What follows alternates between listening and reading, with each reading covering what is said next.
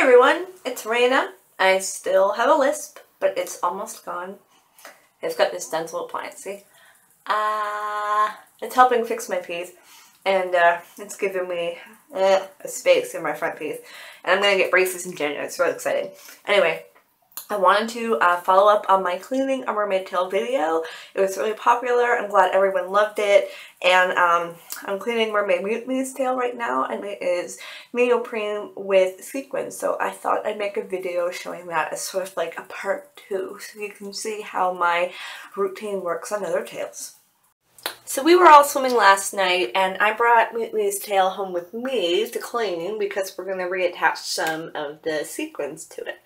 So with her tail, because there are some glue in different spots, the water we're using can't be too hot or it'll melt the glue. So I've got it in with my tail, which just had this serious deep cleaning, so it doesn't need too much of a clean right now. But because it was in chlorine, I have to, oh, come on, focus for me, there we go. I have to wash it anyway just to get the chlorine off.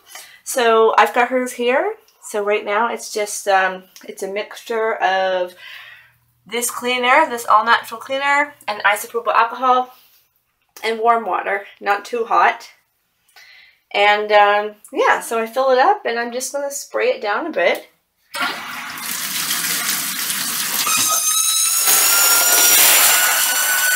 Look how shiny that is.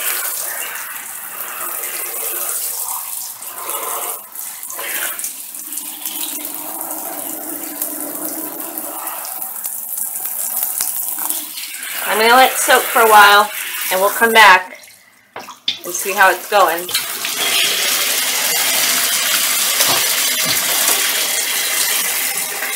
It's Raina. I'm back. Still got the lisp. We're kind of following up with what I was doing with Mermaid Mutiny's neoprene and sequin tail. I showed you how I washed it, and I'm going to show you how I dry it. The same principle can work for hybrid tails that have neoprene on the inside, or just straight neoprene tails. So her specific tail has zippers, so if your tail has a zipper, I recommend opening it up as much as you can so that that neoprene will dry. I've placed it on top of a towel so the towel will grab the moisture. Now, if you don't have a zipper and you're worried about the inside of this tail getting dry, do what I do with my silicone tail. Wrap a towel around it, roll it down, and wrap a towel around it again. That way it's sandwiched between two towels, and you roll it down as far as you can so that it's open in the inside. Now, with her tail, after you've washed and you're getting ready to dry a tail, it's a good time to check for any issues that need to be fixed.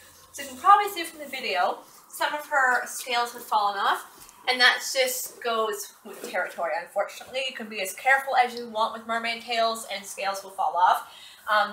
These are really big scales. Hannah Fraser uses really tiny ones, so we ordered some replacement ones that we're going to sew on once it's dry. And so just when they're washing it and drying it and cleaning it, that's a good time to look for that. Now, if you're going to make a tail, your own tail, it's really awesome to have a zipper or an opening in the monofin area. Mermaid Bonnie made this tail for us, and congratulations, Mermaid Bonnie. She just had her little baby, Merling Esther. So she actually has a zipper, and I can pull the monofin right out. So now my monofin can dry, and I can make sure that this inside part of the tail gets to dry as well.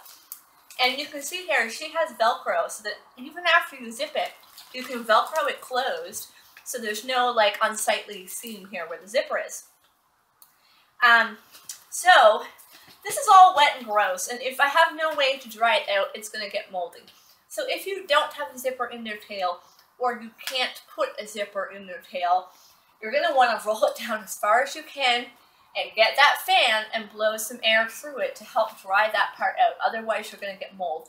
Hannah Fraser, I think her first and second tail, they kept getting moldy here. So after she started making more, she started putting them like this. So here I've got it open all the way, but what do I do about this spot in the center? Like, I need the air to get through here, right?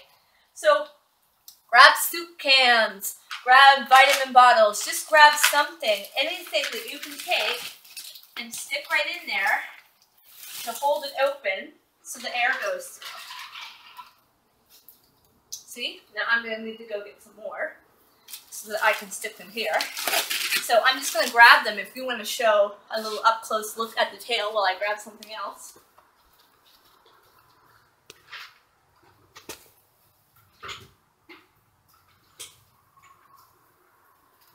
Yeah, so basically I got to prop this open so the air can get through. Remember how I said some tails are heat sensitive? Well, this has some glue used on it for the Velcro purposes, and, you know, that glue gets wet, and it's okay, but it gets hot and it melts. So here we go. I've got it propped up a bit. I'm going to leave it like this to dry tonight. Now, because I know this particular tail, I know that this is enough to dry it. But some people may not find that enough for their particular tail, especially if it's a silicone neoprene hybrid or a latex neoprene hybrid. That's where the fan comes in. You get the oscillating fan, set this up on the table or something, blow that air right through it. Now with Mermaid Mutiny's tail, I'm going to have to put more under there when I'm done. She does this every single time. That's so she doesn't get any mold. Because there's nothing worse than sticking your foot inside moldy monofins.